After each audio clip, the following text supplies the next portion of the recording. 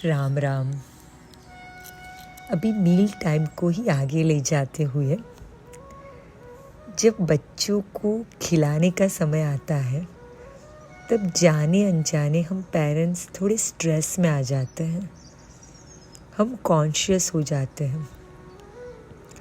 इसके कारण हम उसका आनंद नहीं ले पाते और बच्चों को भी वो आनंद नहीं दे पाते।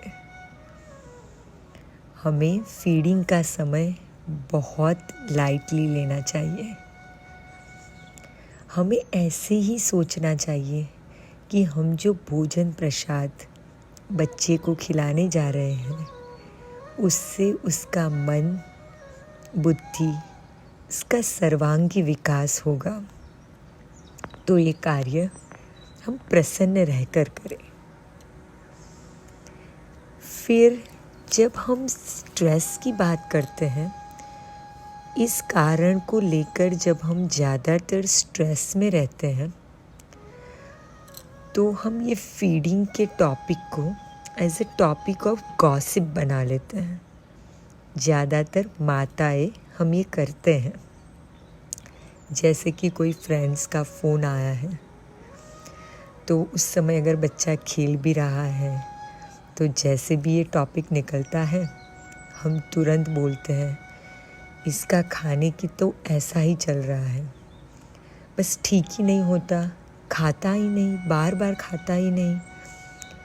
तो हम ये बात का बहुत ध्यान रखें कि हम जब बात करते हैं तो पहले तो वो नेगेटिव सोच बार बार करने से हम भी वो नेगेटिव थॉट्स में रहते हैं और हम ये भूल जाते हैं कि हमारा बच्चा एक दिव्य आत्मा है। वो सब कुछ समझता है, उसके सबकॉन्शियस माइंड में सब कुछ जाता है।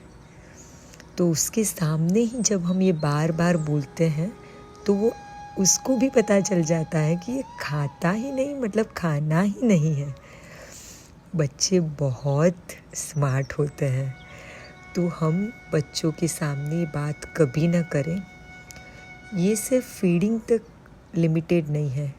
कोई भी बच्चों के रिलेटेड, बच्चों के बिहेवियर रिलेटेड चर्चा हमको बच्चों के सामने नहीं करनी चाहिए,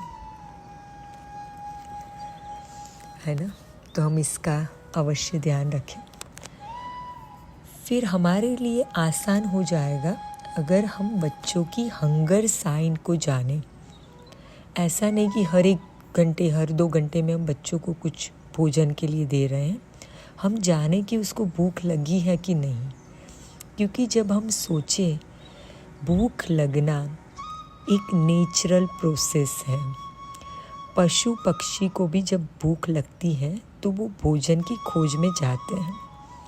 अगर हम पूरा दिन भोजन के बगैर रहेंगे तो हमारा शरीर कार्य करना बंद कर देगा धीरे धीरे। वैसे ही बच्चों को धीरे धीरे भूख लगेगी, उनका समय आपको समझ में आ जाएगा। जैसे बच्चे 2, 2.5, 3 साल के होते हैं तब उनकी फीडिंग हैबिट्स, टाइमिंग हमारे जैसे हो जाते हैं। तब हम साथ में बैठ के ही भोजन प्रसाद ग्रहण करें। तो इस बात का हम ध्यान रखें। हमारे गुरुजी कहते हैं भोजन को सबको साथ मिलकर लेना चाहिए और इसको एक कार्य कभी नहीं बनाए जिसमें हमारे घंटों लग जाए। ऐसा कार्य हम कभी ना करें।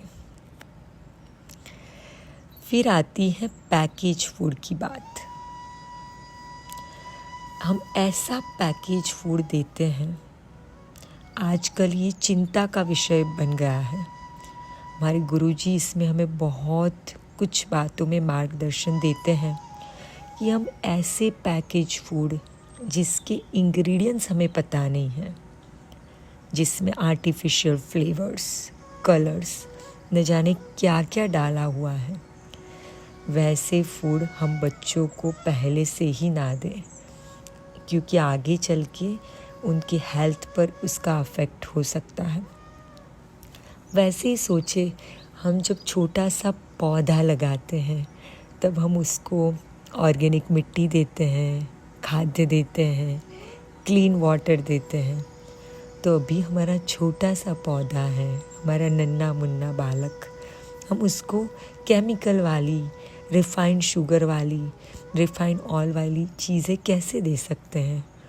हमको भोजन घर में बनाया हुआ, सात्विक, भगवान जी को भोग लगाया हुआ ही देना चाहिए।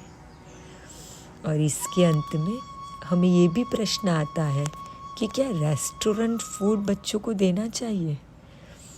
तो ये हर फैमिली का अलग अलग डिफ़र होता है, पर अगर हम आध्यात्मिक दृष्टि से देखें तो हमें पता नहीं है कि वो भोजन किसने बनाया है, कब बनाया है, कितने दिन पहले बनाया है, और भगवान जी को तो भोग लगाया ही नहीं।